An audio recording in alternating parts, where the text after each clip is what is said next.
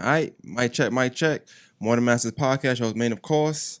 I got a dope guest across from me today, man. I got the coach, Grovetown High School. How you doing, man? I'm great, man. How you doing? Doing good, coach. How you doing, man? Man, I'm just chilling. I told you you had a better year than me when you first came in. And we'll start in a minute, but like with this being your first time here, of course. What I do more than masters, like my goal is always to showcase and just illustrate what things we got going on in Augusta, Georgia, or the surrounding areas, right? And with all the teams, just basketball wise, that had great years, I think it's safe to say that Grovetown had the best year, and definitely a year nobody, not saying you didn't, but so the masters didn't really expect.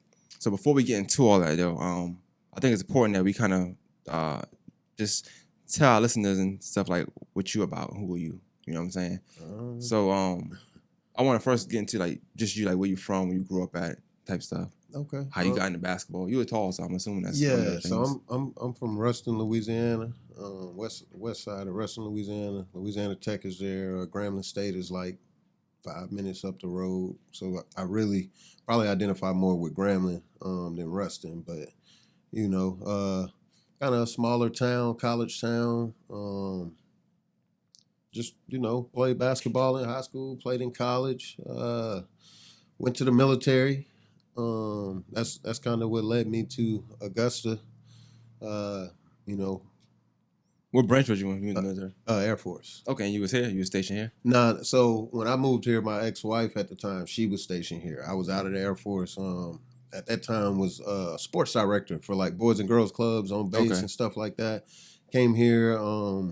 When I first moved here, worked at the the Boys and Girls Club downtown, and then out in Thompson for a bit. And I wanted to get into high school coaching. I did a little bit of AAU and Coach Grovetown's JV my first year. I got here in 2012. So so you been that long then, really? Yeah, and I ain't been here too long. Coached them. Realized in Georgia you had to be a teacher if you wanted to be a coach. So went. Transition into a new career. And is that different from other places? Yeah. So like other places you could just be a coach and not you work can at the be school all at all? up the East Coast, man, like Maryland, Jersey, like all New York, all of that. They got cats that's probation officers and just regular old security dudes that's coaching the team. But down here it's not like that. I kind of at that time in my life knew I wanted to coach high school. I felt like I could make a difference. Something was just pulling me that way. So started teaching, started off at Sue Reynolds, taught special ed there for 4 or 5 years. Was that a tough, and this is off the wall question, was that a tough transition, like whatever you were doing career wise up until then, but you wanted to be in coaching, is it tough transition to like start to teach first to be in coaching? Oh yeah, it was super tough. Because like in that time, like I had got on, okay, so I got my teacher certificate. And in my mind, when I was planning it out was I'm just gonna jump right into some coaching shit. You know what I'm saying? But like I was getting turned, like almost every school in Augusta turned me down if an opening came open. That's all of them. Everyone that had an opening from 2013 to 2017, all of them turned me down. Like we spoke off air a little bit, and I think one of the things that we kind of said, like, when you think about politics, it is a lot of political things. So our time when it's an opening, it really ain't an opening. No, you know what I'm saying? and I was realizing that. And so I just made the choice to tell myself, okay, I'm gonna every time something come open, this where I'm gonna figure out my routine. Like I'm gonna still prepare like it's the last job interview on the earth. And if I get it, I get it. If I don't, I don't. You know what I'm saying? I'll come back home, I'll dust myself off, and I get back at it again. And so long story short, I got turned down 11 times before I got a yes. And the crazy thing was, it wasn't even like on nothing that I came for. Like I was I was at Balo. I was staying over off North Leg at the time. This was like 2016. And I had just got turned down by like two two rival schools downtown. They like the two schools that everybody talk about in Augusta. I ain't gonna say their names, but makes sense. I got turned down like back-to-back weeks from both of them. They probably call each other like, they just say no, man. Yeah, so I'm like, damn, you know what I'm saying? I'm like, come on, man. Like, I'm going to these games. I'm seeing some of this, dog. Like, I can't get none of this. Like, you know what I'm saying? So,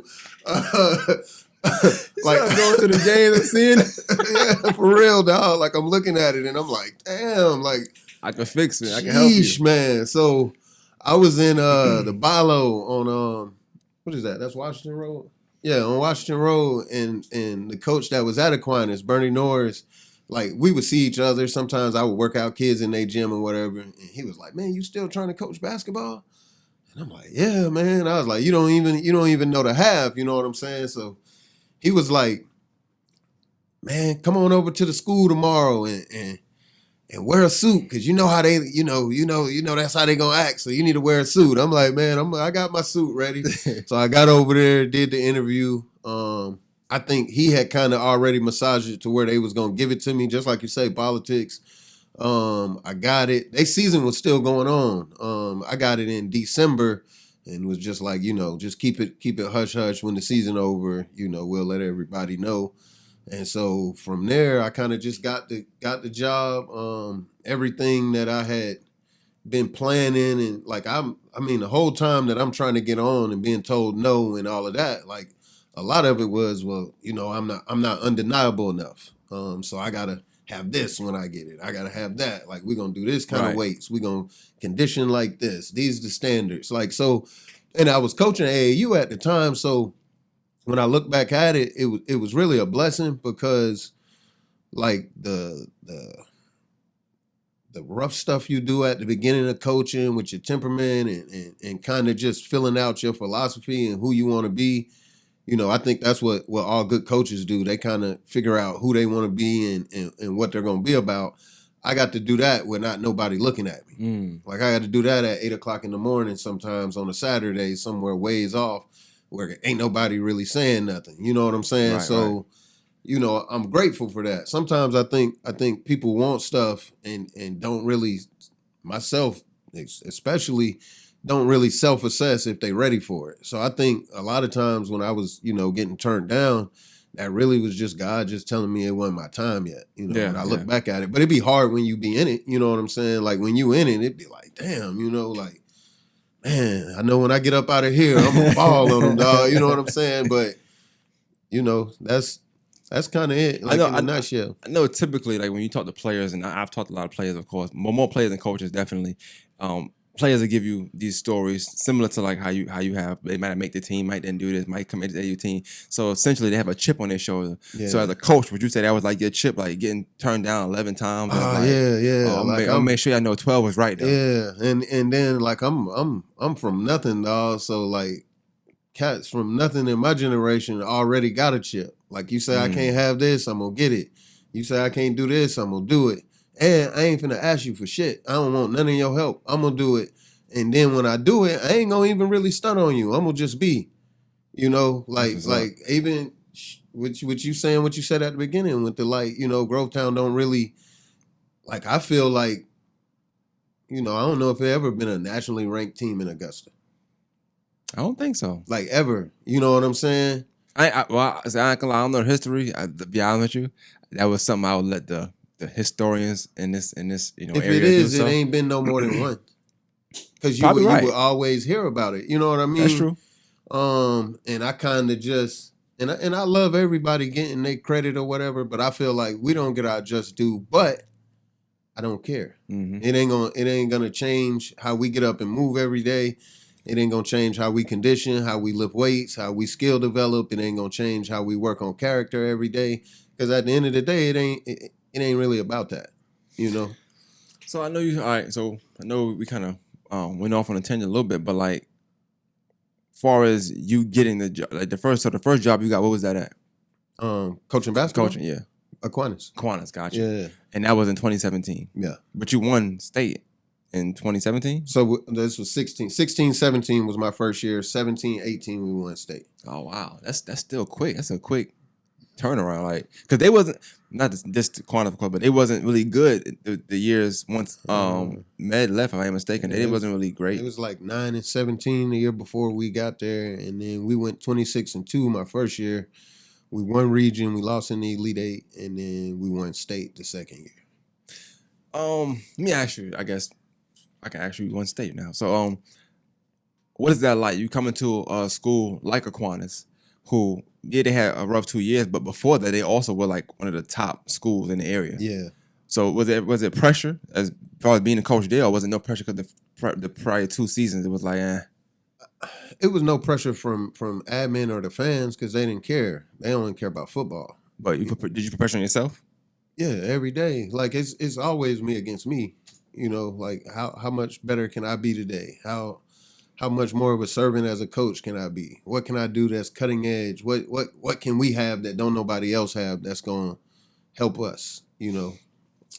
I know it's from a coach. It's probably different from a coaching aspect, but I mean, I'm gonna ask you just from the ignorance of when I say ignorance, not in a bad way, just in depth and defined way, right? A lot of times you have players that say, well, and it's not a take away from anything y'all did. I'm just saying what players will say when they talking to people. So I know when he was playing, when Madden was playing, a lot of them was playing, the way people make themselves feel good about maybe not going as far as Aquinas might have went at the time. Not when you was there, but before you got there, right? Oh, that's private basketball. It's different. You know what I'm saying?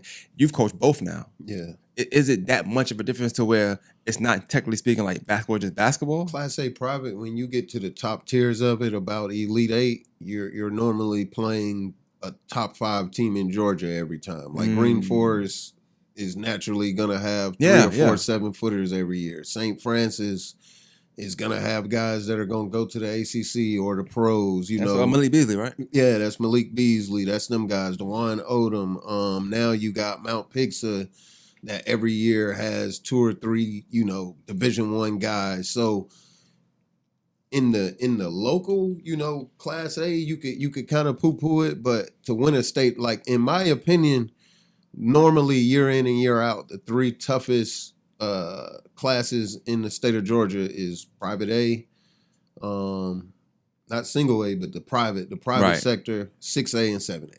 Gotcha. That's where you're going to have, them the only classifications that'll have nationally ranked teams, teams that have a shot outside of when Sharm was over at Miller Grove, and I think they was like a 3A, 4A, and they won a whole bunch, but that was just a different type of time, right? They gave problems. Yeah. And impossible to beat, seemed like.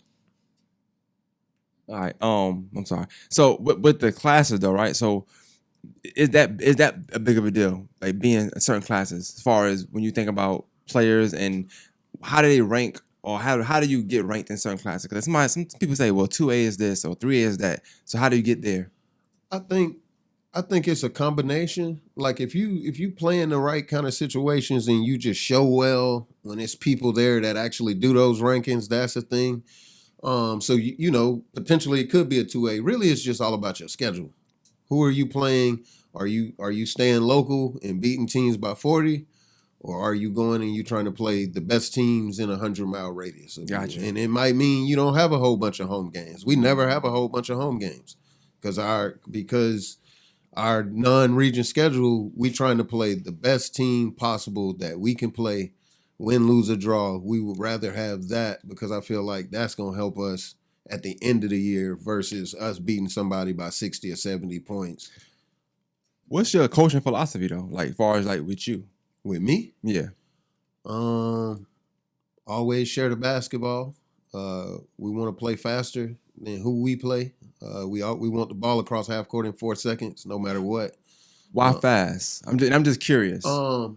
Because most teams don't condition to the level that we condition, and so what happens is you can run with us for a quarter. You might can run with us for 2 quarters, but usually about that 3rd quarter, that's when teams' legs go out, and we still running. It's just a mentality, and then guys don't practice running. Like guys don't practice transition in a high school practice. We do. We practice transitioning on defense and offense. So really, that's a huge part of us. We average 22 points a game in transition this year. That's insane in high school. So I'm gonna get to a lot of Grovetown stuff. So let me get to where you at now. So you at Aquinas. How long you stayed there? 3 years. 3 years. Mm-hmm. You wanted to leave? Was it like? Yeah, I kind of wanted to dip, man. It was. I mean, and it's not the. It's never nothing bad, but I know coaches, like anybody in life, you got goals you're trying to set, places you're trying to get, things you want to do. So sometimes the environment changing is real imperative and where you gonna be at or what you gonna do for your goals where you at, right? Yeah. So would you say your time at Aquinas successful? I mean, you won a state, right? You won one state. I thought it was successful. I thought I made some good relationships with people, and I'll always be grateful because without them, I never even get a shot at it. You know what I'm saying? Like I don't even without them, I don't even get a shot at it. Like everybody else that now is, oh man, you this, you that, was telling me no, or oh, you just an AAU coach back then. Like they gave me a shot, so I'll always be forever grateful. But I kind of knew that I just kind of outgrew my time there, and I felt like I can impact more kids somewhere else. Another this question just popped in my head just now. So you had Aquinas, and obviously, like I said, you went through a bunch of phases where you were getting no's, told no. Aquinas gave you a shot, cool. You surpassed probably what they would even thought. Who knows, right? Go win state 26-2. That's actually ridiculous kind of record to go from winning 9 games. I could just imagine it. They probably was tired as hell. Yeah, they probably wasn't used to that, right? Imagine that, like, you know what I'm saying? So with that, what was, and this is just from you, from your perspective, what was the perception of you as a coach now? Like, you coming from somebody who's not really, this political area, you're not from here. Yeah. You showed up, all right? Life happened, you showed up here, right? You got a basketball background, basketball knowledge, trying to get a job, you don't get them, you coach AAU, so you're doing your thing there, but then you go to Aquinas and you blow up. Like I said, Aquinas had a player, one of the top players probably to come through here. They didn't win state. Yeah. But you did it. So like what was at that point the general conception of you like as a coach? Like what were you at now? What was the praise like or the respect level like for you as a coach, in your opinion? I felt like it was like people knew who I was, but I think at that time and point in my life, I wasn't prepared for that. Like I'm a really like anti-attention, like I might post 5 times a year on social media, like because I just, you know what I'm saying. Like I'd be more focused on just trying to grow, and I don't knock nobody else that is out there in the public like that or anything like that. But me myself, like. I'm at my best when I'm just with my circle and the people who know me and that kind of thing. So like I was getting noticed a lot. I would even say in the beginning it was kind of annoying, like to just be out and I'm just trying to grab something real quick and get out of the store and cat like, man, I was at the game and I'm like, shit, man, like that's not what I wanted right now. Like welcome to Augusta. Yes, but I was grateful for it. You know what I mean? Like even with all of that, like I'm still grateful for it. Like I tell people all the time, like I'm not supposed to have none of this. Like my parents was 13 when they had me. You know what I'm saying? Like they was 13. So you think about like I got a 17-year-old and a 13-year-old right now, and I couldn't even imagine my 13-year-old having a kid. You know what I'm saying? That's so rough. And then just, all your influences for the most part, you don't know they bad. I know they bad now, you know what I'm saying? But back then, I'm like, shit, this is what we doing, you know what I'm saying? Right. So, but I always felt like it was something. It always felt like it was like I could reach, but it was something right there from keeping my hand to go through and see what was on the other side. So, I mean, I just look back at that time and be thankful that God just made me curious, made me always want to read, made me always want to study stuff and see why stuff work and how these people might live different than me. Because, like, I don't know too many people from where I'm from that's, like, doing nothing. Right. Like, they ain't doing nothing. And I wouldn't, I guess, like I said, I like to listen to my guests because sometimes I ask questions on the fly, but you saying that just resonated with me because you typically, you're around high school kids a lot, right? You say your parents had you at 13, right? Don't know too much necessarily about your upbringing with that and how you feel about that as far as like, with your life and how it impacted things. But when you especially in today's era, when you see high school kids and things they do, does that ever play a role in like how you teach or try to get them prepared for life as far as like decision making and things of that nature? Yeah, I try to get at them and let them know how it affects and impacts. Like I'm thankful. Like I'm thankful for my parents. I'm thankful that I had grandparents that, was able to step in and make sure that I was safe and fed and all of that stuff all the time, but I try to I give that to them. Like that Right. ain't nothing that I ain't ashamed, you know what I'm saying? Shit, I won. Yeah. So I ain't ashamed of it. So I try to, always tell them that and just, think about what you do, and what you do, it don't affect just you or what you do is gonna ripple out. Like when you throw a rock in the pond or something, man, and it's gonna hit many people and do all of that kind of stuff. So we try to always, just tell them guys to think about what you're doing and how it affect other people and how your life can change. Well, let me ask you this: like, what do your parents like think of your success now? Like, as far as where you at in life? I think they proud. You know what I mean? One of my grandma that I grew up with, she's deceased, but my other grandmother, who I was real close with, she proud. I mean, that's just a good feeling, because for a long time, like I wasn't doing nothing to make them proud. You know what I mean? Right, Like right. I was a source of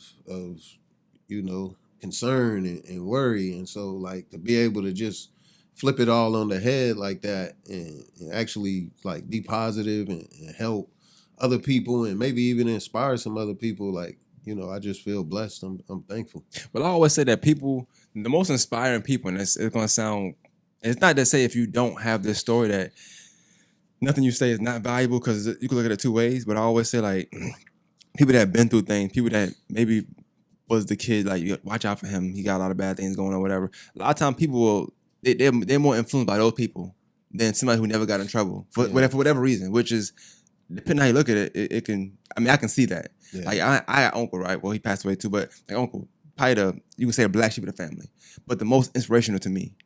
But technically speaking, somebody might say, well, you got 5 uncles that ain't never been in trouble. Like why wouldn't they be? Yeah. But it's just, I don't know. It's like you connect to that. Like that's generally what you're gonna connect to, Yeah. And I think that a lot of times people like that got a story to tell, and it's more not only influential, but it's just it's authentic. Like what they telling you is authentic. It's not, they're not making it up. And I think that's the thing too. When your uncles, they never got in trouble, they really can't tell you, like, hey, don't do this. Wow, how you know not to do that?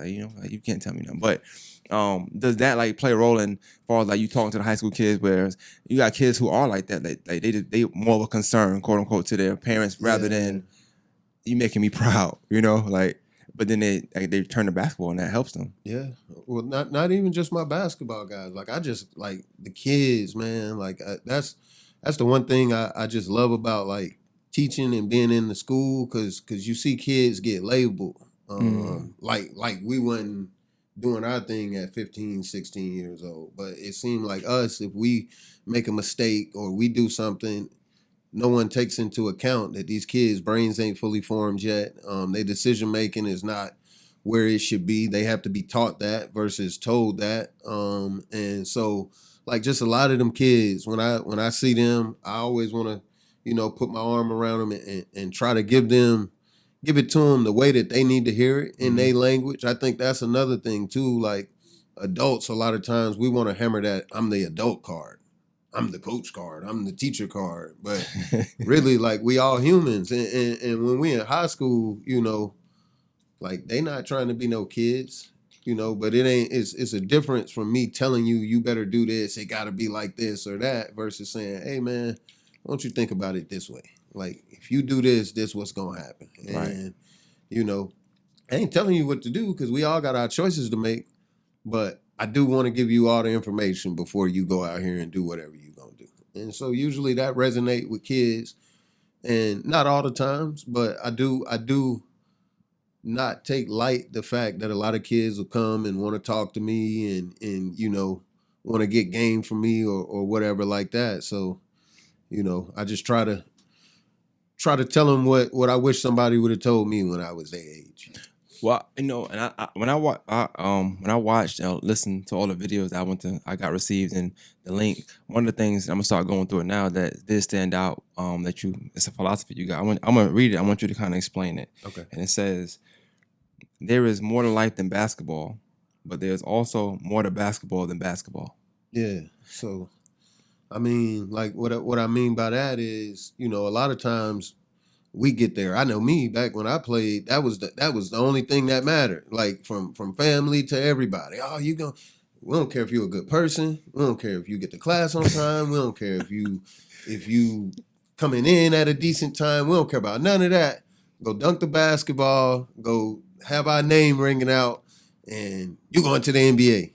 Well, shit, I ain't go to the NBA. You know what I'm saying? So, like when I say it's more to it, more to life than basketball, it's like, what kind of person you want to be? Like, are you being kind to others, or are you using the fact that you popular to wield and walk around and take advantage of others? Are you trying to grow every day? Are you trying to be better, or are you just listening to what everybody's telling you? It's two different. It's two different, the people that listen to everybody and get high off of that, man. Like, we got a saying back home, beware of them pats on your back, because it's just 6 inches to a kick in your ass. The same way everybody is on you and that, and kids get caught up in that. Families get caught up in that. Like, people around get caught up in that, and I got caught up in that. You know what I'm saying? But at the end of the day, when you get caught up in that, it's somebody else that's humble, and they just working, and they ain't trying to be seen, and they ain't trying to do nothing. They just want to protect they want to perfect their craft every day. And so that's what we mean by that. And then what we mean by it's more to basketball than basketball. It's more than just shooting a jump shot or dunking. In our program, we want to know, how loud are you going to talk? What kind of teammate are you? Do you clean up after yourself? Do you stand up for your brothers? Do you not let your brothers make bad decisions? You know what I mean? Like, I feel like in our community, versus helping somebody or stopping somebody, we just talk about them, And so I'm trying to break that with them kids that come up under me, and just, if we're going to talk about somebody, let's be talking about how we going to try to approach him and get him to get his shit right. And I think the more of us, if we have more of us, more black men of us who move like that, then, you always hear that we need to come together. We need to do this. We need to do that. But shit, to me, that's the first brick of it. Can we hold each other accountable with love and actually trying to push somebody to be better? Because I don't see a lot of that in our community. I see more hate than anything. Is that, would you say that's easy or difficult when you're trying to convey that to teenagers, high school kids? It was hard in the beginning, but now it's not, cause like, I just try to model it every day. And more than anything, I think when I stop trying to control it, we're gonna do it like this, we're gonna do it like that, to just teaching it and then sitting back and letting it happen organically, it's gotten easier, to a point now where it's almost self-sustaining. But in the beginning, it was a difficult thing because it wasn't moving on my time. So, I think that taught me a little bit patience. And you got on this thing. It said, "Me first for us," and it's self-explanatory. I want you to explain a little bit. It says, "Be selfish in the pursuit of developing skills. Me first, but we cannot be selfish when it comes to time to blend them for the good of the team." Yeah, for us. Yeah. So we want guys to, like, we in the gym. Off season is gonna be open 5:30, probably 4 days out the week, every Sunday. After school, pretty much 4-5 days out of the week, and we want guys to want to be in there. And so what we mean by be selfish is, sometimes you can't go with your girlfriend. Sometimes you can't go to Stars and Stripes with your homeboys. Yeah, go sometimes. But if that's taking up more than this, we have a culture now where it's you can come in the gym at any time, 5:30 in the morning. Last year, it's 45 kids in there. So, like, yeah, you can go kick it, but all these dudes ain't kicking it. You know what I'm saying? They actually being selfish. And then, when we come together, the skills that we teach, it blends into our offense. The way that we teach how to catch and rip and get downhill, the way we teach a drive, kick, swing game, it all blends. And so when you take the skills that we work on relentlessly and then you blend them into the offense, it usually it works to great effect. Okay. So you mentioned growth a lot, right? So I'm gonna ask you more about the site and what it says on there. But for you as a coach, where would you say and how much would you say you've grown as a coach from 2017 Quantas, 2022 Grovetown? Oh man, exponentially. Like I used to be a stand up the whole game doing this, and I don't even stand up no more for the most part. I stand up when it's like a moment, but I just be sitting down, man. And I think a big part of that is I would say I really got serious about it this year, but I had been studying it for a couple of years, just kind of exploring stoicism. And so this year I actually really, really start putting into practice some of the stuff that I learned from it and actually reading and exploring it a little bit more. And so, with stoicism now, it's just all about doing the work and then, whatever the result is, that's the result. Like my emotions is not going to change that. And so I think I've changed for the better, just as far as, being able to relate to the kids a little bit more. I always had good relationships with my kids, but I think now I'm a little bit more willing to kind of collaborate versus impose my will on the situation. Like it still can be my vision, but I would rather partner with kids now. I tell kids all the time, like, if you got yourself together, then I can coach you. If you out of control, then I have to manage you, and I don't want to manage you. Like I want to coach you. So it's a two-way street. But I think just kind of the hardships, because after winning that first one and winning in 17, everybody got this dream of I want to win a championship, and it's gonna make me this, and like I'm gonna be shiny when I go outside and all of that. But it wasn't like that. Like everybody just was expecting. And like I wasn't prepared for it. Like I don't even think I worked as hard as I did going into 18 after winning in 17, because I was tired. You know what I'm saying? Like I had just ran myself into the ground trying to get that, and then when I got it, it was like, man, I'm finna breathe for a little bit. You know what I mean? But going to Grovetown, Grovetown was 3-21 in. What was that? 17, 18, 19. They was 3-21. I got there 19-20. We went 21-6. But it was hard. Like, kind of the people in the county didn't want change. I'm especially back then, like I was a speak my mind dude. Like I still am, yeah. But like it didn't matter. You know what I'm saying? Like, and that's Columbia County, right? Yeah, and so it wasn't like they ain't trying to hear us out there. Yeah, no, like I'm getting called in. You know what I'm saying? Like, yo, you gotta chill.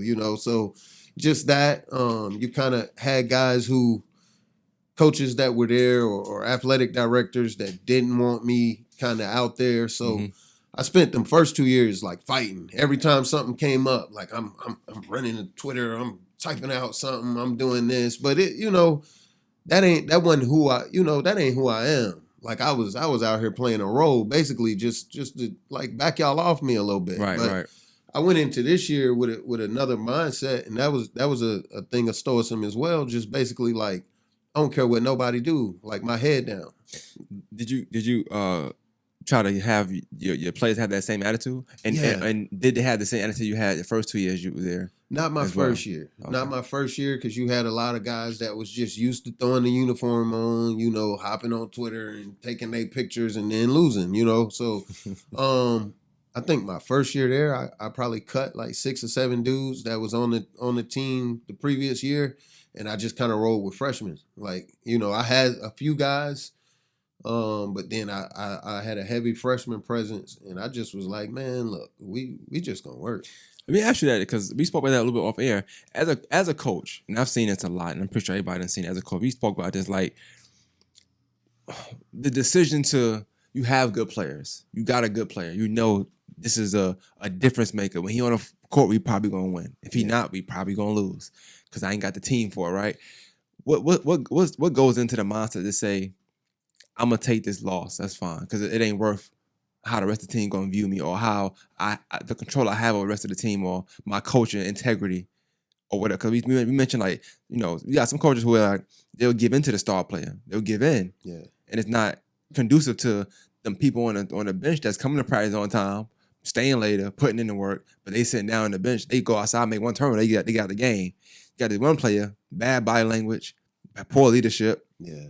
Probably coming to practice late, but he nice, so it's like I'm gonna deal with it. So what like for you? You cut 6-7 players, you work with freshmen. That's a big risk. I mean, I just kind of live by my objective will never be bigger than my purpose.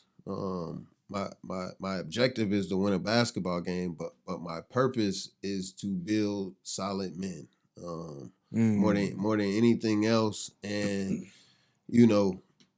everybody can't go. Everybody can't go, and it ain't nothing wrong with that. It ain't no. I think we should normalize that a little bit more. That everybody can't go, and I'll lose, like, cause I can get objective, like up to 32 objectives a year that I get a chance to win at. But like I get only the one shot to say, well, man, when I came from Coach D, he put something solid in me. Like, you know what I'm saying? Like I only get one objective. I only get one shot at that, but I get, at the very least, I get 25 shots at the objective every year, and I'll never, throw that away. And I'm always pruning. You can't just say you got a culture that you want this and you allow certain things to go on. Like you can step in and counsel it at the beginning and say, hey man, that ain't us. I'm asking that we change this up, because if not, you're going to force my hand. And then if it don't be nothing different, then it got to go. Like I always refer to Grovetown as just kind of like it's the soil, like you got kids out there. If you're willing to till it and you're willing to work, you'll get it. But a part of that is removing problematic behaviors. And sometimes it don't be the kids. Sometimes it just be their parents. It's the parents a lot of times. Yeah, man. Sometimes it be their parents. But at the end of the day, like I started off as a coach willing to put up with things and saying, oh, I'm here to help and I'm here to help and I'm here to help. But sometimes I think as coaches and as leaders and as that, we forget to make sure the environment is straight for us. Like if the environment ain't straight for me, it can't be straight for nobody. And I'm not saying that in a narcissistic way or with no ego. It's just the fact that it's going to have to be certain behaviors and certain things that go on that I can perform and coach the things that I need to coach versus, being a team worker and telling a kid to do this or do that. Like, man, we don't have to have bad body language. There's people out here who can't walk, but you get to play basketball. So, and we spoke with this off air too, but one of the things I said, I did a podcast with Trevor Welcher, who was a great player at Richmond back in the day. And he's I think, director in Thompson right now, in the recreation center out there. And one of the things we talked about was how a lot of times athletes, like, so you have an athlete who, a basketball player, we just say athletes, a basketball player who feel like they're going to go to the NBA, you know what I'm saying? That's their goal, they're going to the NBA, right? But nobody ever really told them, like, hey, it's a possibility that, it may not go how you think you're going to go. Yeah. It don't mean you're going to fail. So me and you spoke about this off air as well, like, to us, to somebody making it is all substantial to what it is for you, right? So making it for somebody might just be graduating high school. They might just say you ain't gonna make it past 7th grade. Who knows? Making it somebody else might be just passing or getting a degree, free of charge, travel the world, play on TV. You done did all this stuff and you ain't in debt. You got a college degree. That's a blessing. That's a good thing, right? But because of them coming up and the people around them, they feel like it's NBA or bust. And so they'll be depressed and all this stuff. We was talking about how a lot of times, not to put pressure on coaches, but technically speaking, coaches are meant to coach more than just basketball. You coach in life, you know what I'm saying? You guiding, and you got, technically speaking, as even if a ball player don't have a dad, technically speaking, they should have that male figure in life if they had a coach. Yeah. So one of the things you said or was on online that I liked the most was the fact that you was like, well, we try to instill confidence in the kids and we want them to sit in front of the class. Like, I don't know, to me it sounds small, but it's always these things that seem small. That's a big deal. Yeah. I remember when Coach Carter came out, like the movie was okay, it was good, right? But the thing I liked about it most was the fact that he made them dress up for game day. And I remember moving down here at that time and seeing people dress up. And it's not the fact that they dress up to mean something, but you stand out. You in uniform now. Yeah. No pun intended, but y'all all in uniform, so they know, oh, he played basketball, he this, he that. But it teaches you for life, because in life you got to dress up sometime. You got to dress up for the occasion. How much of a lot of the things y'all have in place do you feel like has helped y'all as a team? I think it's the key. I think it's the edge. The fact that we have a weekly assignment, and usually it's a book study or something, just to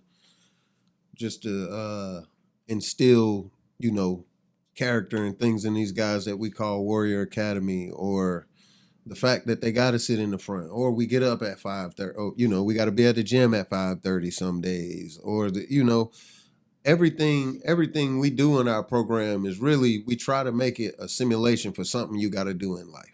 Like, you getting up at 5:30, guess what? When you have a kid, sometimes you're going to have to get up at 5:30.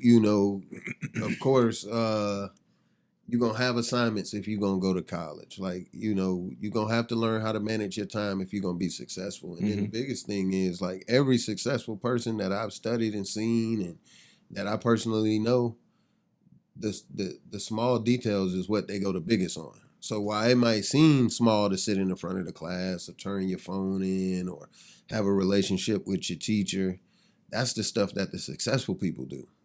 Like, Right. they don't show us that. They show us rims and chains and cars and beautiful women and all of that, but they don't show that. Like, the real successful cats, they stuck in them details. The real successful cats, they sacrificing.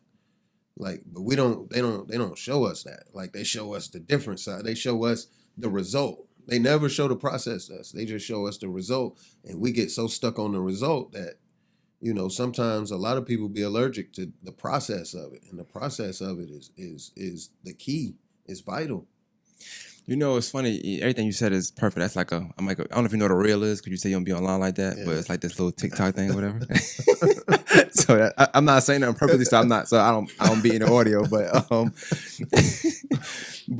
don't know. Like, I'm acting like you old. Like, you be around kids all the time, so you know this stuff. But just sitting in front of class, like, for me, what I feel like they do is it installs confidence, right? So a lot of times you have these players, like, you have somebody who could drop 50, they drop 40 on the court, they boast on the court, but they can't do interviews, they can't talk, they can't hold a conversation, they can't go in front of the class and do it, but you can play in front of thousands, whatever people, and you can play ball, and it's like that to me, it really boxes them into only that basketball. Yeah. But the ball does stop bouncing at some point, right? And I think everything I read online for y'all philosophy, y'all system, it's almost like, yeah, we good. We had a good year, successful year, but there's reasons why, the habits. I think it said something about, I don't know what that exact thing was, but it was like, I'm gonna have to go to it. It said something about you don't win from habits or something else, but it was a good play on words. But the thing I like about the most is just the philosophy. So I feel like kids go to that school, come to your program, or come to Grovetown, or your program. I don't know if it's a youth thing or a Grovetown thing, but they come to your program, get these philosophies, and it's like, you might win, but you're going to win after this as well. Yeah. So you're going to keep winning again. You know what I'm saying? Yeah, I got a state champion. You're going to keep winning again. Like, you're going to take more than basketball with life. Yeah. Like you said, I guess after they come out the program, regardless of what happened for them, they come out saying, hey, I learned a lot from this coach. Man, I love when I can remember asking Trey when he first got to college, and I was like, man, is that hard? You know what I'm saying? And he was like, it was way worse with you, dog. He was like, man, you was on us way more than they be here. But he was like, man, I appreciate it because, like, this shit's so easy. He was like, it's so easy because, like, I can make better choices than my peers. Like, I already know that. Like, that been drilled into me for 2 years. You know what I'm saying? So that let me know I was on the right path, and I needed to, get better at it and continue to grow that skill. But that's a proud feeling, kind of just knowing. And even now, with all the coaches calling for the kids that I got at Grovetown now, like, I love the fact when a coach will call me and say, Coach, I just love this kid. Like, I love what he about. I love, like, he asked the right questions. He ain't on the phone just not saying nothing. Like, you doing a great job. And I know that's from what we kind of encourage every day. Right. And now we're at a point to where the majority is about that. So if you come there and you're not about that, you either don't make it or you leave. And we have enough to where I can say, man, it was a lot of tall dudes walking around Grovetown this year and dudes that could play basketball that, nah, you ain't going to, look, dude, we not going to ISS and we not getting suspended and playing basketball here. Like, it ain't going to work like that because I want to create recruitable athletes or at least athletes that can go on to the next phase of this and be successful. We spoke about this a little bit too, and I'm glad you said that. So would you say, and it's possible that obviously you said everybody not perfect, but would you say, like, with your philosophy and how the program y'all have there at Grovetown, would you consider the I'm calling them jocks because people say jocks when play basketball, right? Would consider them leaders or like good examples? Because most, like, I went to inner city school, right? So and I'm pretty sure we all can agree, right? You see the basketball players, they chilling, they doing their own thing, but they ain't getting choked. They play basketball. You know what I'm saying? I play ball. What's gonna happen? We playing this rival tonight, this Friday. I could do whatever I want all week. Anybody, I ain't getting in trouble. And everybody know this. You know what I'm saying? As opposed to your philosophy, it seemed like the jocks are setting examples. Like, we know we cool. We know y'all look at us this way. We know we putting on for the city every day or the school every night in, night out. We winning games, but we also going to class. We also having a relationship with our teacher. We also making smart decisions. We also each one teach one type of mentality. Yeah. Do you see that? Oh man, like, so the first 2 years, I would see it from the younger guys, but you know how it is. Like, freshmen, they can't really lead nothing. They just kind of try to stay out the way and do all of that. So, and I had guys there that were kind of towing the line. You know what I mean? So it was difficult. But this year, I knew it was 2 times my principal texted me and was like, it was finna be a fight on the hallway, but your basketball players broke it up and sent, they stopped it till got there. That happened twice. And then one time the resource officer was like, come look at this video. And so, like, all of my guys, when they in lunch, they sit together at the table, you know what I'm saying? But it was some girls, like, kind of down off on the table, and they got up and started fighting. And, like, all of my dudes, man, this shit looked like some Malcolm X, like the movie. Like, they all just stood up with their trays and walked out of the cafeteria, came to the locker room and ate lunch. And I was, like, them incidents I was like, yeah, it's working. You know what I'm saying? Yeah, like, they see themselves like this now versus me telling them this how they got to be. Like, they see themselves as leaders and ain't gonna let no BS go on inside they bubble or nothing like that. So, that was a great feeling. You mentioned growth. Well, not you mentioned, but we mentioned growth. But you mentioned growth, and on the foundational beliefs, that's what it was. On growth, it said we do not make habit out of being successful. We are successful because of our habits. Yeah.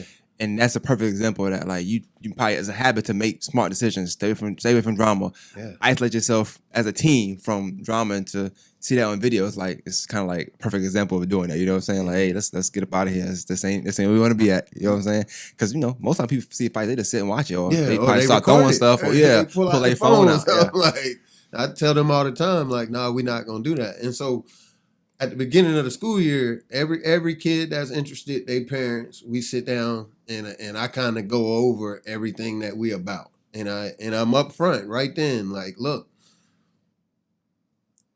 we give chances, but we don't give a whole bunch of chances. And if they really love basketball the way that they say they do, or the way that I do, because, like, man, I'll do anything for the game of basketball. You're gonna control yourself, like, because it's really just it. Like I say, it all boils down to choices. Right? Do you choose to go to bed at 10 every night? Do you choose to drink the certain amount of water? Do you choose, like, all of these habits lead into why you're successful? And I say that in my own personal life, when I actually sat down and got a planner and started writing out my day and running my own personal life like it was a building versus like it was a business versus just kind of letting the day take me wherever the day may take me, stuff started falling into place for me. I think especially young males, like, if you can hoop, you get up, you just kind of breeze through the day, and then you hoop, and you just be wherever the wind take you. And if we can teach our kids at this age, 16, 17, 18, manage your day, manage your time, learn the power of no. Always seek discomfort, because that's what's going to grow you the fastest. Definitely. Definitely. Those are the things that we try to put forward, and I feel like that's my purpose for doing what I'm doing is it ain't really about me. It ain't about how much money I can get or nothing like that. It's like, man, I want to break a generational curse. Like, I want to have a hand in that. And we talk about that too. And I'm gonna ask you, but I'm pretty sure I know the answer. But what you feel like, I ain't gonna say it's more important, more impactful to you, rather, winning the championship, right? Winning the state, you won 2 already, right? Or having a set of kids come through your program and they win at life. Oh man, the second one. Like, I got guys when I coached JV and was an assistant at Grovetown. Like, we didn't win, you know what I'm saying? But like, one of them a teacher, one of them work in an office out in Dallas. The other one got his own food truck business, and the other one got a good job. And like that, to me, like that make me over the moon. And like, we still communicate and do all of that, and I'm happy because I'm like, these dudes like really respect me and they fuck with me because they know that when they was coming up, I was somebody that was there for them, and now they in their 30s and we still chop it up, you know, at least once a week. And to me, that's really what I love this basketball thing about, is just being able to, you know, shoot, we just building a family. Like, that's like the epitome of one of the philosophies you got is like, it's more than basketball. Yeah. Cause like, you still winning, but there's no score involved. You know what I'm saying? Like, you just, I got this going on. Like, damn, you know, somehow, some way that kind of go back to what we learned here and what we did here. So that's dope. I want to ask, it's a question off here, and that's right. But I'm gonna ask you ever seen a movie Love and Basketball? Yeah. All right, so we all familiar with the movie, right? Yeah. I don't know why it came to my mind. I'm just gonna ask you this because I want to ask you the question, right? So it's a part of the movie, right, where Monica or Q, he wanted her to do something, all right? I guess they're in college or whatever right now, right? And she said she got curfew, right? Yeah. Who was wrong in the situation? I know it's off the wall question. I already know, but something you said triggered me to ask you that question. I don't know why. You was wrong, man. I mean, but you know how it go when you young and you know you got them chicks out there. Shit, you gonna make a wrong decision from time to time. So he was wrong, though. I don't know if it's because you said you said, are you gonna go to bed at 10? Like, you know, you got curfew, you got things to do. Yeah.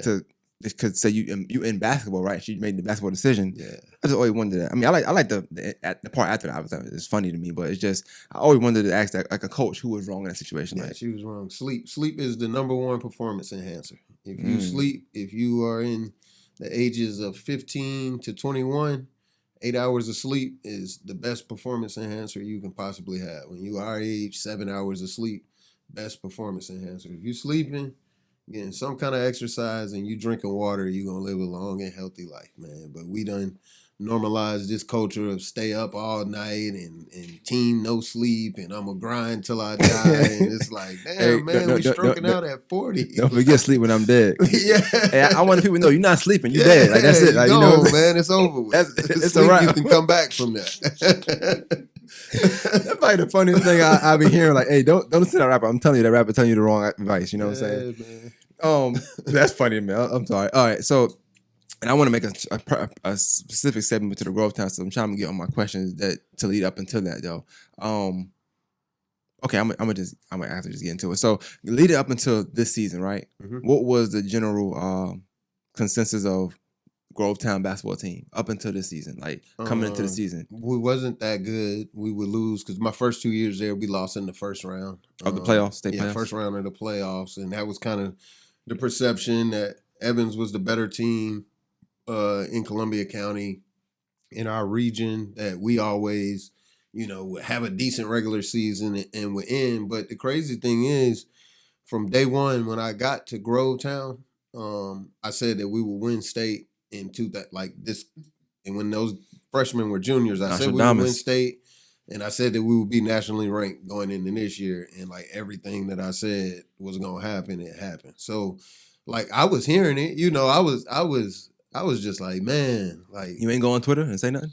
Nah, and so I used to want to. And look at that. Look at that growth. Yeah, I used to want to real bad. I used to want to just go on there and just air cats out, man. But I but then I was like, you know what? Like, they don't even know what we doing over here, man. So I'm gonna just go on back. They can say what they say. And when I pop back up, I'm gonna pop back super clean, dog. And so, like, you go look on any of my social media. I hadn't posted nothing since like March of 21. And then my only post since March of 21, outside of the couple little videos after this post, was just a post of me holding the state championship trophy. That's dope. Like, and it wasn't more for them, but then it was. Like I be hearing it, you know what I'm saying? I done been around. Sometimes I done been behind some of y'all, you know what I'm saying? But it's just I'm just at a point in my life now to where don't none of that matter. Like, my habits matter. My fact of getting up in the morning, exercising, meditating every day, writing in a journal, just self-reflecting on everything. Like, to me, that's more important than any revenge I can get on anybody, any argument that I can win. Because at the end of the day, people gonna feel how they gonna feel anyway. It's just the work that matters. I know what I wanted to ask you before I get into the actual Grovetown, the big season talk. As far as on the site, it got roles, and I talk about this a lot. Roles, team. Me, I don't talk about it in the sense of basketball, but because I like basketball, I always compare it to basketball. Yeah. How important is it to have roles on the team, whether it be captain, whether it be, I don't care, from the water boy. People can diss it all they want to, but from the water boy on up to the coach, to the assistant coach, to the person that's not assistant coach, but they help so much, to the strength and conditioning coach, to the weight coach, to the player that's not the captain, but that's like the backbone of the team, to the player that don't play that much, but he watching the game from the bench. And when they come into the timeout, he like, hey, do this, or this person going left. How important are all those roles, and how did that make a great team? It's extremely important. And we don't, I mean, I'm the head coach, but on our coaching staff, we don't really have no hierarchy. You know what I mean? Like, we do split up assignments of stuff that we do, but everybody's voice is kind of equal. Same with the kids. Like, it's times throughout my whole coaching career. I can remember Final Four, Aquinas, Trent Bowdry taking. We were down 1 with like 10 seconds left. He took the board and drew the play up, and we scored on it. You know what I'm saying? Like, so. We try to give guys their roles, give them as much knowledge and as much help of growing into their role. We tell everybody, be Jordan or be LeBron in your role, regardless of if you the 6th man, if you the 12th man. If you the 12th man, come in here every day and practice like it's game 7 and work. You know what I mean? Because it's gonna be your time. We also I love to tell the kids all the time, like, it's who you are when it's not your turn that's gonna determine who you gonna be when it's your turn. Like, if you ain't growing when it's not your turn, when it's your turn, you just gonna fumble it anyway. So when it's not your turn, like, that's the time, So, but we try to make guys feel, like our end of the bench guys, the majority of them, they're younger guys and they know they're growing into a role, so they're that. Our main guys, they know that you got to show up and you got to bring it every day. Like, you got to. And that ain't even just basketball. That's in the classroom. That's how you doing. We in a time now where kids will miss games because they on punishment for not cleaning up at the house. You know what I'm saying? So you want guys to bring their best every single day. And the way that you do that, you give them clear roles. You communicate with them about their roles. And then you also tell them how they can get better and move to maybe a different role. Like, it ain't always just about being pegged in your one spot and this where you at. Because, shoot, I mean, our guy that has the most offers, Darren, his freshman year, like, he didn't seem like he was going to have a role. And then a guy was ineligible for almost a whole year behind some foolishness. And then he just stepped in there. But he always was working. You know what I'm saying? Right. That's just... Like, we always have these little tidbits and stories in life that kind of just, they match what we try to preach and what we talk about every day. Because he could have sulked. Anybody, you ain't playing the way parents is now. They'll just snatch their kid and pull them somewhere else or do something like that, but you know, they trusted and just kept working, and so he getting blessed right now. How do you ever compare, I guess, like just basketball in general to maybe life, whether it's getting a job, whether it be a real career, because it's all the same, right? To the kids. And I only ask that question because, like we say, of course, the NBA may not be the end all role for everybody, right? But everything you're saying right now, I think you can kind of piece it to in real life. Whether I got a job, you got a job, whatever, right? Like it's even that. Like some people want to be an assistant coach, but they might want to be a head coach sometimes. So you gotta step outside your realm to show I can be a head coach. You know what I'm saying? You might be at, I don't know, you work somewhere, you might want to be the manager, you might want to own it, you might want to own this business, you might want to do that, but you got to step outside your box to do that. So you got to get uncomfortable a lot of times, right? Yeah. And it's funny, we talk about kids needing a coach like you or the philosophy like how you giving it, because I think even for me, I mean, I'm older now, but a lot of things I'm learning through where I work at now. I'm learning through even the politics, even I got to be uncomfortable. I work in Aiken now. I don't want to work in Aiken, but I know I got to do it to build what I'm trying to do, you know? Yeah. And it's like, to get that at 17, 18, I can imagine it, but to get at 17, 18, doing something you love, I don't know if all kids know that they got a blessing. Like, it's like, you doing this and you getting all this learning. People learn this in the job. They hate getting up in the morning. They hate it's going to take a long time for them to get that goal. You got to come in anyway. Yeah. You know what I'm saying? Like, you love basketball. You love the game. So I just often wonder, do kids like ever like really envision it that way and see it that way? I think some do. I think just like adults, some have self-awareness and some don't. The key for us is kind of helping the ones who are less self-aware to be a little bit more self-aware.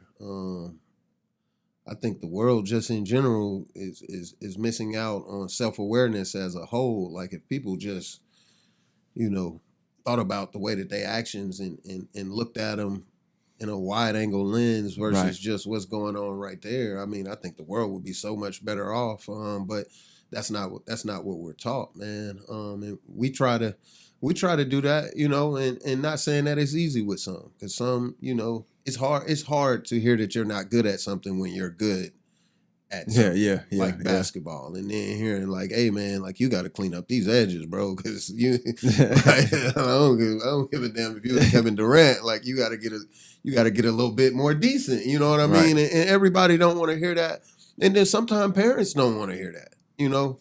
I know for coach wise, especially in that, like when you were in high school, so much changes around that time. You could have been the nicest from 6th grade to 8th grade. Yeah. 9th grade come, everybody got bigger except you. I see that in Augusta a lot, man. I mean, I've seen it so many times here. Yeah. You know what I'm saying? I pray, I'd be so happy. Like I always my brother's example. Like I know like people like Aubrey from Glen Hills. It's people that was really, really good. They was on the same AU team. Don was like a second fiddle to a lot of them. But as middle school went on, and I think he did work harder than a lot of them too at the time. Yeah. And I think a lot of times people don't grow, people don't get better, right? So you going off this high, like you said earlier, people be in your ear. So you go off the high, like you nice. You don't work no more. You don't work hard. You just, people saying you nice, so I'm nice. That's it, you know? You got somebody in the gym that's really ain't getting told they nice. Yeah. Or that's getting told they nice and they want like, I'm better than that. You ain't seen nothing yet, you know? And it's so much going on in high school, like body-wise. You can get bigger. You're going to get bigger naturally sometimes. Some things you just can't control. People going to grow. People ain't going to grow, you know? So it's like a lot that deal with it. So in high school, when I seen parents, their kid been good since 4th grade. Well, he ain't good no more. Like, no, I hate to say it, like he was good then. It be hard. They can't let it go, he ain't good man. no more, man. Like he was good then. You know, he's not good now. I'll be like, man, look at his daddy, man. You see his daddy 5'6", man. You know, like come on, you know, at some point we're gonna stop, right? Like, come on, what did you expect? But yeah, so it's not always just people, and I seen a lot of people love the coach. To me, and listen to you talk. Maybe because you winning too, and maybe I don't know, but like coaches get dealt a bad hand a lot of times, because a lot of times the player gonna blame the coach when things ain't going right, because they don't know no better. The parent gonna blame the coach because they don't know no better. He ain't playing my son. Your son ain't really working enough to play, or it could be somebody's better than him on the team that you just don't want to agree with. Your son could be lying to you about what's going on. Some parents don't come to the game. You know, hey, coach tripping, man. You know, coach is tripping, you tripping. You know what I'm saying? Yep. And it could just be how they raised. The mother could have raised them to not really respect authority, and some people don't know how to really deal with authority. And I mean, like I said, the job, you're not there to manage. You did a coach. Yeah. If I got to manage you, which is a perfect saying. Like, I don't want you. Yeah. You know what I'm saying? They're gonna manage at a job. Yeah, go to Go to McDonald's, something like that. You know what I'm saying? Manage you at McDonald's, bro. I ain't doing that. I don't want to do that shit. But that's funny. So getting into the season, because I want to ask some questions. Like, so I got some stats of like I heard you got a lot of players that's ranked. Yeah. Right. That's ranked. First of all, y'all ranked. What are y'all ranked in the nation right now? 18.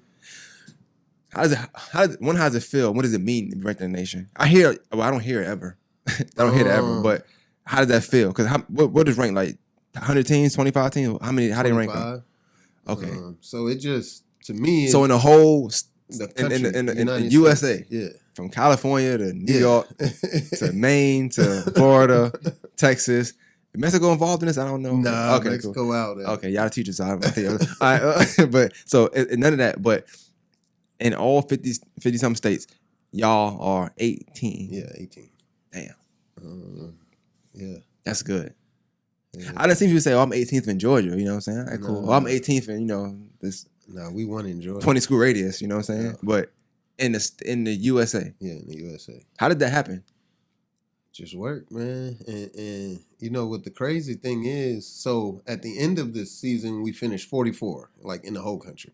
But we were never ranked. We were ranked one weekend all last season. And we was smacking people. And folks would be calling, man, they not ranking y'all. I don't care. I only care about one. Was that ever a care? Huh? Was that ever a care to like the rank? Like, when y'all was smacking players in teams or whatever can it be, like, was that a thing, like we might get ranked, or was it just more so let's put the work in, let's keep going? And I told my kids from the jump, and so just a little background on that. The cat who kind of does the rankings, the Cal Sandy dude, he actually tried to coach with us at Aquinas the year that we won state, and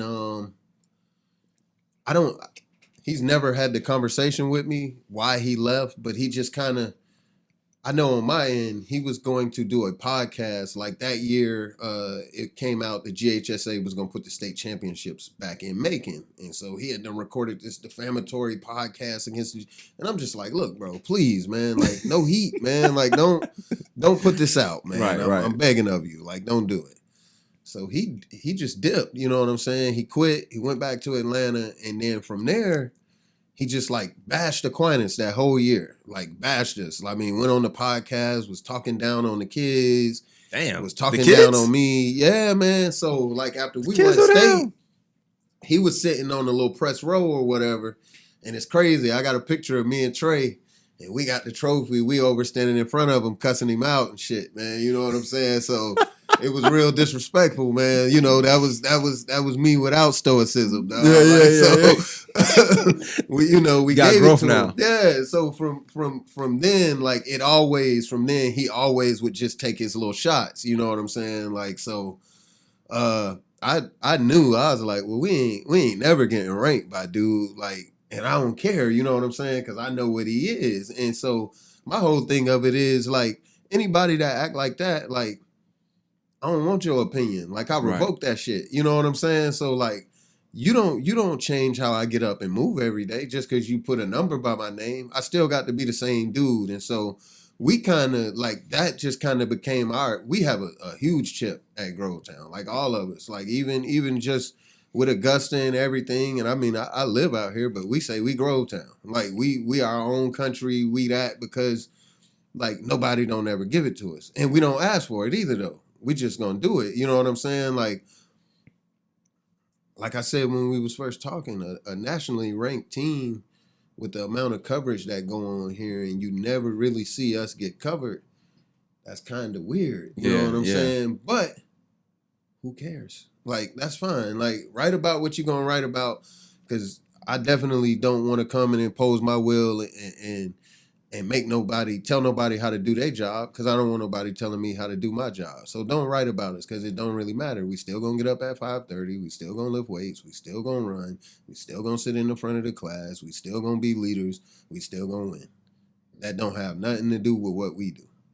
Now, that's the dope perspective, though. Like, I didn't think about it like that, but like I said, when I hear Grovetown, like I told you when you first came in, I'm like, you sure? You mean Grovetown? Like, not somebody else? Because, like, honestly, like, it's never been the school for that. Nah, and for none of that. No athletics. Like I mean nothing. Like it's kind of like Grovetown. Yeah. You talking about Evans? You must be joking. Like Yeah. and that's how it is. So when I heard them, like I said, they didn't come to work and they was like, I'm going to a game. Like what game? Grovetown. I'm like LeBron gonna be there? So like, it was a peach. I don't know. Like what the fuck is going on? I don't know. But when I seen the pictures and I seen some of the video, I'm like, damn, it's packed. No, I never seen Grovetown gym day in my life until that day. So I knew something was going on. You know what I'm saying? Real quick before I have to change the battery for a second. One of my people told me to ask you. They said, ask you about the warm up y'all do. It gets them hyped up. What is that? This is a spectator mind. This is a spectator question. We come out like, I just always been of a mind, most teams come out, they just do the little layup line, then they shoot and they do whatever. And it don't, and then some of the teams that do like some skill stuff. But ours is really just a mindset. Like we want the team that look down at us. And I always know when I'm sitting and I'm watching the team and they see us and they start looking at us, I'm like, yeah, they fucking scared. Like we fixing to do something to them.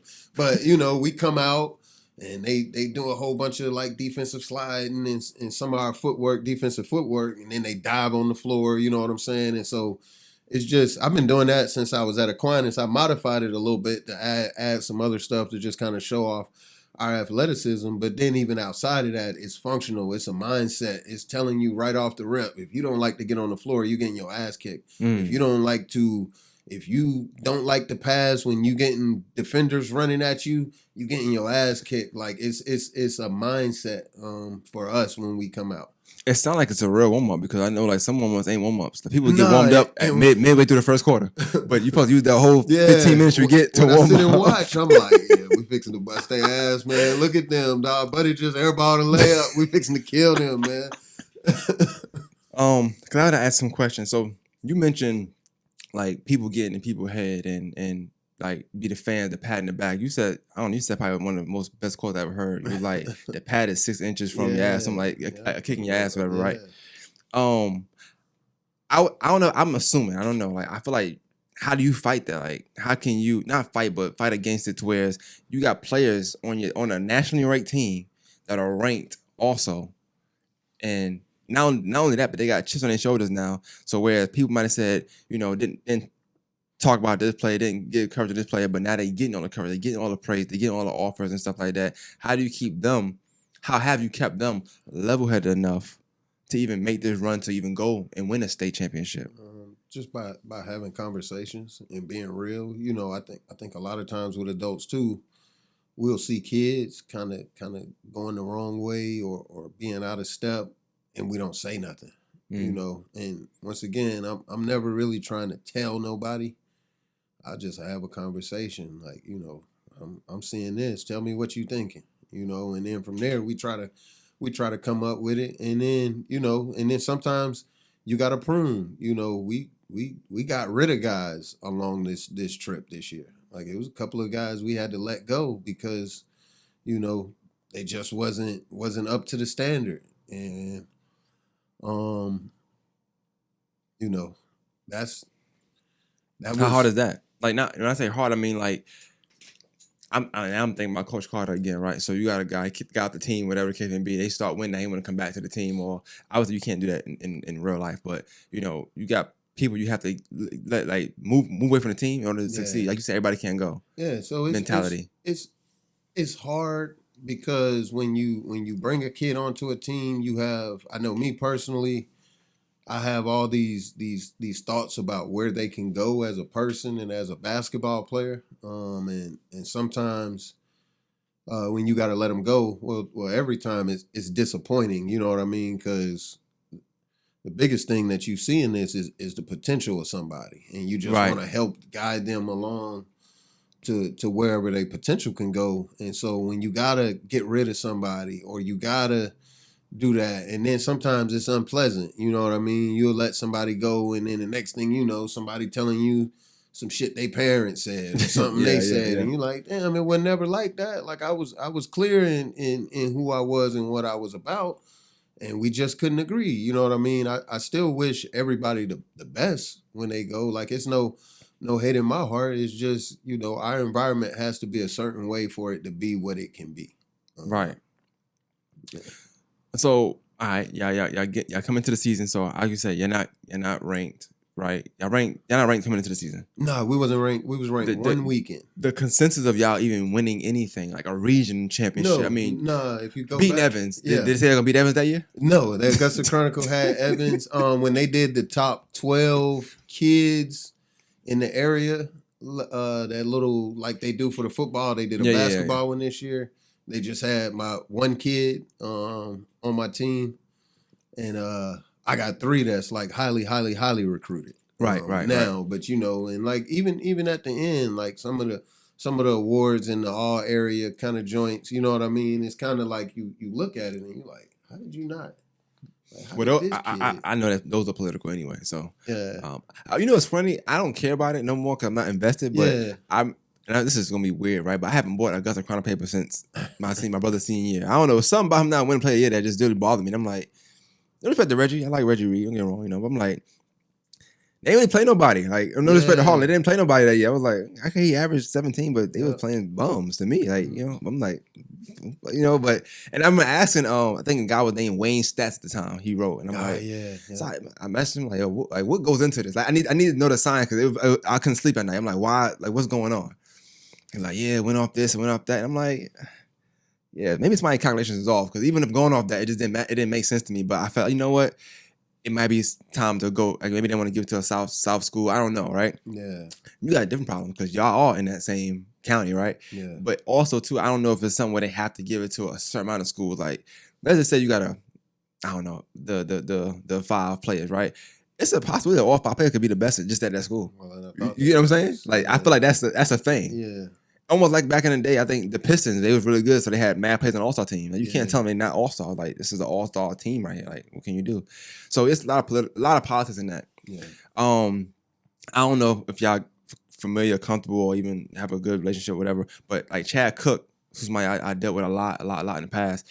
Sometimes he do rankings, sometimes he don't, because I know he get beat up by it every now and then. People like to mess with him. Did he rank y'all at all? Did he do any rankings that you know of? He didn't do them, but Chad always, he always comes support. Chad been in my time here probably one of my better friends in the basketball world. We always thank God, talk. boy. I love people say good thing about Chad because sometimes people come here and say bad thing about it. I'm like, hey Chad, I'm gonna tell you right now, man. About 50 minutes in, they said a little something about you. I'm just letting you know I can take it out if you want me to. I really like Chad. Chad did a lot for me. He's like I said, he's all around supportive. Yeah, he's just a good dude. Definitely. And I think I knew y'all was big because of him. He covered something over there with y'all. I don't know. He might have been y'all state. I don't know. But I seen it on his page. I was like, damn, this is Grovetown for real. Like, you know what I'm saying? Make sure that it wasn't Georgetown or something. I don't know. It was something else. It was some big kids too. So I don't know. He had some big kids. But all right, I watched a lot of the highlights that you sent me earlier, the videos and stuff like that. I'm gonna be honest with you, I feel like I missed out. I did not know y'all were playing like that. Like how you watch some hoop scenes, you watch a lot of. I didn't know y'all had a lot. I ain't never like that. I mean, I'm still watching Butler, so I'm missing out for real. Because don't get me wrong, it was a good team. They went to state and all that, but they ain't playing like y'all was playing. You know what I'm saying? I'm gonna keep it a buck. I always keep it a buck. They can say what they want to say, but no, I don't think no school in the area is playing to the level y'all playing at.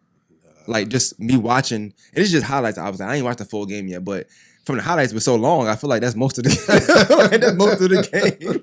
You know how highlights take like 2 minutes, 3 minutes. These like 6-minute videos you were sitting. I'm like, all right, damn, like this still first quarter.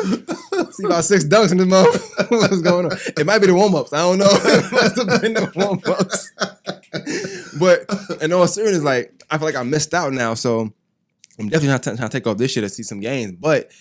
In hindsight, you're looking at how the season progressed, and funny, I'm seeing you even have like I don't know if do you wear coaching gear or you just wear what you want to wear? Nah, I just wear like a little pullover. Okay, but so you had like a little sweatshirt on. Like he just GQ. I didn't know if he was like some people, some people the coach, not the coach. Yeah, I'm like this guy, the coach, not the coach. Because back in the day, you had the guy that was the coach, but he wasn't the coach, but he kind of was the coach because he wasn't a teacher. I guess you know what I'm saying. Now that makes sense. Something that's you, but then you pull up and say, "Oh, this is him. This is the guy from it's the real coach." Okay, I never seen y'all before, so I'm I don't know, but describe the season to me, like just from going into it. So going into it, y'all might have your own goal. What was y'all goals? Y'all goal state was it like just winning games? I should have brought the card. So in Georgia in August they put out the predetermined brackets, like what region, who come in first, who da da da da da. And Willer had won they won 7A, then they moved down to 6A and had won the year before this last one. And They won the state? Yeah, and Willer has the number 5 player in the country. He, their point guard, he being recruited by everybody. And their big is like 45 in the country. They were ranked all season long. 13, anywhere in the 13 to 18 range. And that's normal for them, right? Kind of like. Yeah, like Jalen Brown went there, right? And so I can remember it. It's crazy. I may even had a picture in my phone. I'll shoot it to you afterwards. Please. And it said, I wrote on it and it had August 12th. That was the day that I seen the bracket. And then it was on an index card. And it said, beat Willer. It had the date, either one of the dates that we would play them. Beat Willer, home and away, started Dynasty or Dynasty time or something like that. And then, it just was by my nightstand, all year long. All year. When something might be going wrong with a kid or I'd be feeling down about something, basketball-wise, I just pick it up and look at it and give me a little boost and I put it back down. You know what I'm saying? So, in my opinion, from day one, and the kids will tell you, I was telling them March 11th, 7:30. Everything we doing from getting up early, from doing everything is March 11th, 7:30. What that mean? That was the date of the state championship game, the date and the time. And this was way back in August. I had been saying it. But remember, from day one that I got there, I was 22, we winning the state championship. Just to interject real quick, I want you to finish. How do you know the date? So they put out it have for the state championship Final Four, it have the date and the place it'll be at. And then state championship game, they already have it predetermined, okay, 6A gonna play on this date at this time for the state championship. So in August, I knew what time it was. But I guess for me, I'm thinking about the preparation. I know that's one of your philosophies too, preparation, right? Yeah. For success. I never heard a coach even bring that up, the fact that they knew what day the state game is on. Yeah. That makes sense. This is the first time you ever hearing anybody, a coach, player, whatever, say, hey, I marked that day. Yeah. I wonder how many coaches after looking at that day, they could say, when the season started, I knew March 11th for 7 was going to be the state championship game for I wonder, you know what I'm saying? The mindset you put yourself in to even know that. I was obsessed about it.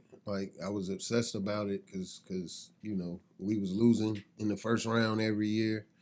But every year I do that. What was the 2 times y'all lost in the first round? What was your feeling for that? Oh man, that shit be sickening, bro. I don't know you for winning. Yeah, right now. It be sickening. And my wife was laughing at me about a couple of months ago because we was doing something and she was like, "Yeah, you just a little bit more light than you usually be." And I was like, "Man, shit be fucked up when we don't win." In the end, I was like, the food don't taste the same. Everything just. It got a little bit of gray on it, you know what I'm saying? The Gross sisters on the Proud Family and shit.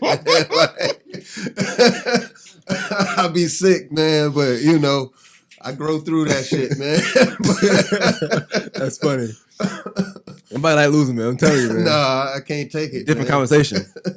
But that's funny. But you all because I said, I know you. They say, "Oh, that's the guy." I didn't know about the first 2 losses, but now me know about the win. Yeah. I'm wondering how those 2 losses shaped you going forward. It did, but I always go into it, and then I'm always gonna self-reflect at the end of the year, win or lose. So, I kind of just felt okay, we're getting there. These things have to happen to get there. And so now that I know these things, which is, we got to have guys sharing the basketball more. We got to play a little bit faster. We gotta stop. We need to pick an identity defensively and not say we're going to play zone and then switch and do this. Nah, we need to just be straight out, man. We starting out 6'4", 6'4", 6'7", 6'8", 6'9". We can play man and a guy can get beat. We're going to block the shot. So those kind of things, I kind of just knew it. And we also, the offense that we run is nowhere else. This shirt actually that I got on, it's a coaching mentorship program that I'm in. And a guy named Randy Sherman, we always talk basketball. And so, I kind of go to him and say, hey, I got this problem. What do you help me think it through? And so with that, the offense that we have now, where it's predicated on ball movement and player movement, there is no, like, you can't scout it. There is no DVD that you can go get it. Yeah, like, yeah, it's yeah. a 1-of-1. And so, like, just teaching them guys that and kind of getting ready for the season, really like hammering them on it. And to be honest, I thought we probably ran the offense probably at about 40% capacity last year, but just watching us this summer, like, we getting close to like that 80-85% to like dope. everything that we want to do So, in it. They do. Let me ask you. So, yeah, y'all was scarier last year, right? Yeah. Are y'all scarier this year? I think we're way better than we were last year. I think we're more together. I think just the monkey off the back of, yeah, we don't lose in the first round, bitch. Like, nah, like, and we go all the way. The kids, because the kids would hear it too. You know what I'm saying? And they would feel that. You know, like, that was the thing. Like, they lose, and then they fans whine about them losing, and that's that. All y'all games always packed? Yeah. Yeah, and that, even before, like, when you first got there. So like about halfway through that first year, it started getting packed. Like, I can remember that Evans game, like, SUV TV came up, and like, it was standing room. When we played at Evans, it was standing room. That second year, because of the COVID stuff, it was weird. Like, you had to get used to playing with like 200 people. But like this last year, man, and what I love about it is just the whole culture of it's changed. Like, you can come out there, these cats tailgating in the parking lot before the game. We got a DJ in there. You got folks grilling for the concessions. Like, it's different than just like any other high school game that you go to around here. I definitely gotta come to one. I gotta get one. I'm gonna just ride with you, because you get in for free or something like that. I just want to start. I want a seat and everything. I feel like I can't get a seat if I don't come on time. There we go. Hey, I said it so you can say that. I threw you out of you. That's all. I threw it out of you. I was going to say. I was going to hear that. But coming into it, so the culture there is just as far as the support thing is there. People, the stands is full. Well, I think when we started winning, because like that first year, people was coming because we was winning. But you still was, he don't know what he doing, and he this, and he's a system coach, and he's a da-da-da-da-da. And so you hearing all of this, and you actually seeing like some parents like taking their kids up out of there and saying, nah, like, we want the microwave. We don't want to let it sit in the oven. So, but I had like a firm crew that, like, I can remember in the pandemic, like, we stopped playing AAU and we just going to the gym for 6-7 hours every day because school was out. So we doing the homework in the morning, we getting the work done, and then we just going in the gym all day long. We going in the weight room all day long. But it was for this year, and it was for this moment when we wasn't, nobody didn't, like you said, shoot, you know what our perception has been around here. Definitely in Grovetown. So coming in, right? How many D1 prospects did you have coming into this season? We would say like that was known as D1 prospect. Just one. But now how many you got now? I have 3 with offers, and probably, I have 4. I have an incoming freshman that's 6'11". He's got 2 D1 offers. I say that's a radio. Tell him I offered him 2. Yeah, you got 3 now. But I got 3 that have Division I offers, and then 3 more that will probably have Division I offers. So we're looking at 6 then, right? Like 6-7 on this roster. Not to jump to this season, but I know you say you got the monkey off your back, y'all scarier. Do you foresee it possibly being harder when you think about the offense having to share the ball? Now, mind you, you got people that trying to get these D1 offers. Like, how do you instill in them? Like, hey, listen, the offer's is going to come. Just play the game. Well, I think they seen that because, like, outside of my one kid, when we went to the, Georgia, I don't know, because you've been out of it for a while, but they do 2 live periods with your high school now. So they were both in Lake Point. The first weekend was this year. Yeah, I think Chad put something up there. Teams, and we were in the toughest bracket with Green Forest, Grayson, North Gwinnett, Tri-Cities, Pace, Willer, Pace Academy, yeah. All of these guys, and we ended up winning. But what was great about it was, like, going up there that weekend, I had 1 kid with a division. No, I had 2 because Quan. No, I didn't. I had 1. I had 1 kid with Division I offers. That was Darren. He'll be a junior this year. Leaving that weekend, and you get Malik Ferguson pick up like 6 or 7 D1 offers. You get Franquan Sherman pick up 8 or 9 D1 offers. You got DJ Douglas, you got Markel Freeman, you got Aaron Nomel, and then Kevin Curtis picked up 2 D1 offers. Like, you know, you got guys that are now looked at different. But the great thing about it was there was never nobody outside of the first game with Darren. He went crazy shooting threes. Nobody scored 20. Like, and that's, you know, it went from, I can remember going last year and seeing all the coaches in the middle, all them college coaches, and seeing some high school coaches like be in the middle with them, and saying to myself, like, I'm gonna be over there one day. And then like by that Saturday, after we won Saturday, then the phone just started blowing up. Like it's you know, like I'm looking, I put my phone down for a second and then pick it up. It's like 70 text messages on here. Call me back, da da da da, and everything that they say, it never had to do with scoring. I love the way your team share the basketball. I love how loud they are on defense. I love how hard they play. I love how they cover for one another. And that's who we are. That's who we were at Aquinas. Like, you know, we had guys, but our highest scorer, and that's really just because some big games in the playoff. Quan, he averaged 17, but then we had one that averaged 12. We had one that averaged 11. We had one that averaged 10, a couple that averaged 8. You know, and then guys filling in their roles the other way. We kind of just know we got guys. We emphasize sharing the basketball. We call it transferring the advantage in our program, which is basically our whole basis of our offense is to hunt an advantage, whether it's through a long closeout off of a kick. We really want to drive it, kick it, and then get a long closeout. Once we have an advantage, we try to take advantage. Once it get closed off, we transfer it. And that's how you get 2 defenders on one basketball.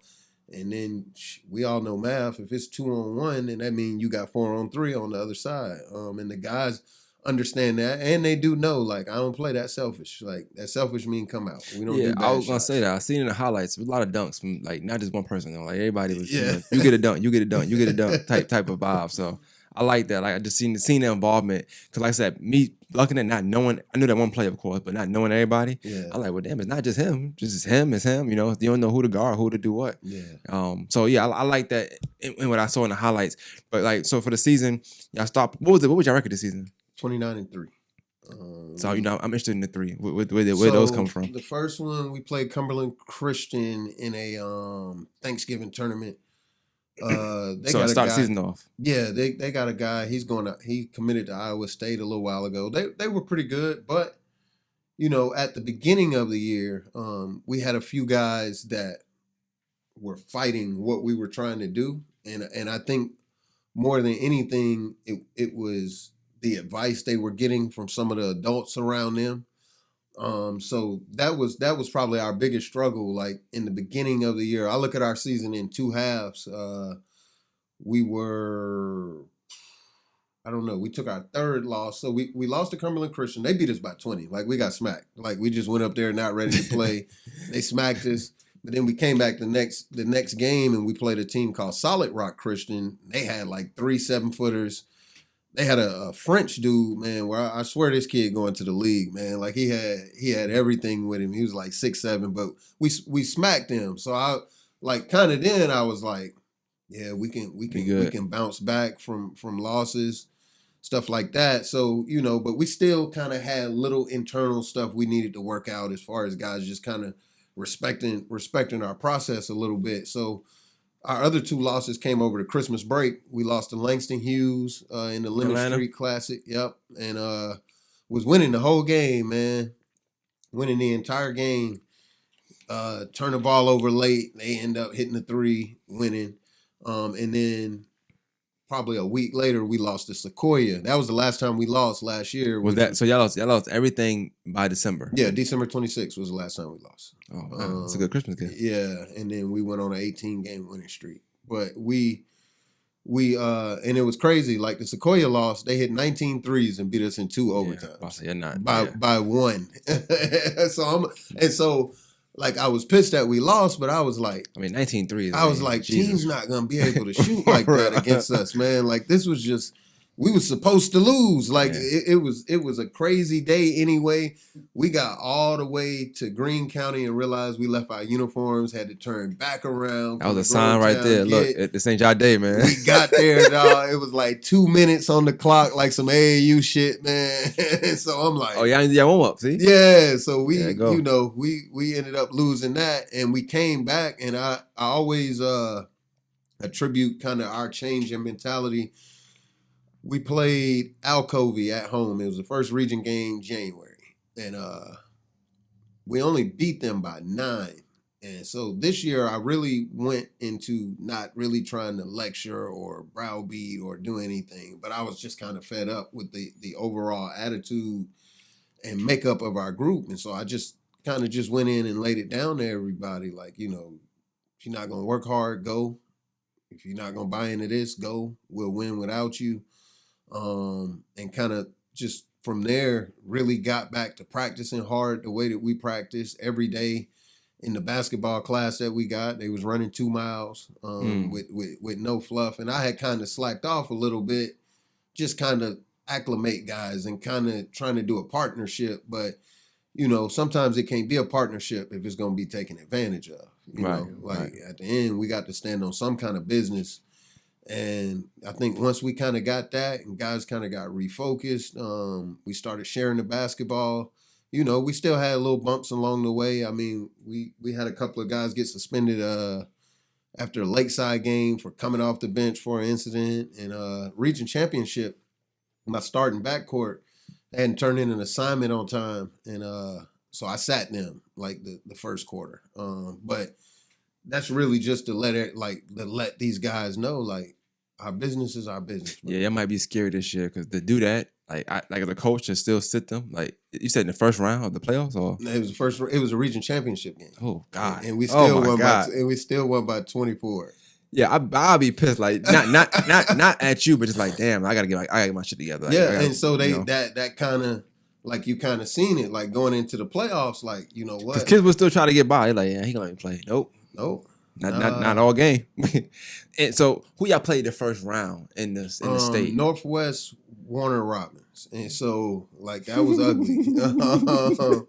I think we beat them by like 68.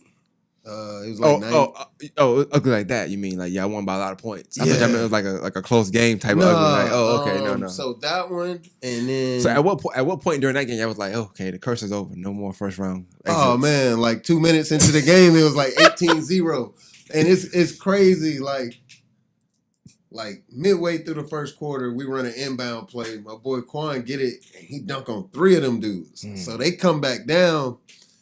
And they buy our bench, and I'm hearing the dude like, man, we got to rotate over. And the dude looked at him, and he was like, man, this motherfucker just dunked on all 3 of us, man. I'm just trying to not get embarrassed, man, so we can go into the house. These boys too big. So I was like, well, shit, I ain't really got to do nothing but sub, man. They don't want to play. Now. Yeah. That's dope. All right, so as y'all pace it through the year. Did y'all beat Evans both times? Y'all played them twice, I guess? Played them 3 times. Beat them all 3? I think like an average of 24, 25. I asked you all that. See, I how you throw that in there for them. Nah, that's funny, man. Because people get up here, they definitely would talk down on Evans or talk down on Grovetown, definitely. As y'all make the first round, right? What you kind of instilling them to like, hey, look, we can go all the way, like. Yeah, passed the first round now. Now all the chatter's done. Man, like I never even talked in terms that we was gonna lose. Like I kept from March 11th. The time I just was like, well, we got 4 more games left. I seen it on highlight. They was like 2 more games, 2 more games. It was like we got 3, and I stood on that like I just never felt like we was gonna lose. Like I felt like just the preparation that we had, the way that we was breaking down the film. Just the attention to detail, it was gonna take some craziness for us to lose. So I mean, we played Alexander the next round, and I mean they had been ranked all year, even as high as 2 or 3. And I mean, we smacked them by like 28. Like we just got them up out of there. I love how he say it. It's just all casual. Yeah, 28 points, no big deal. Who's counting? Yeah. What? I hate to say what felt better, but how did it feel winning at Grovetown? Does it like is it differences in that? Because only I can talk to you about it really. Winning state here, winning state there, is it a different feeling? Is it? I do. I feel like winning at Grovetown, I was prepared to win at Grovetown. I wasn't prepared to win at Aquinas. I just won. Like I didn't put nothing into it other than I'm just gonna work hard at this, and that's that. But winning at Grovetown, like it was built, like all them kids was came through the door. I knew when I won this time, I wasn't taking off. Like I was gonna ask you that. That's my question. Yeah, like it ain't no takeoff. Like I'm still doing the same. Would you say that's more so growth? Because last time you won, you said I'm gonna go on vacation now. I didn't win a little bit. Now you win, you going harder. Yeah, that's growth because it was just like, man, as fast as you get it, it can get took. And it ain't no guarantee that I win. Like to me, the victory is in just the reward is in the work for me. Right. Like just as hard as you can work, and you learning new stuff, and you finding out stuff about yourself every day.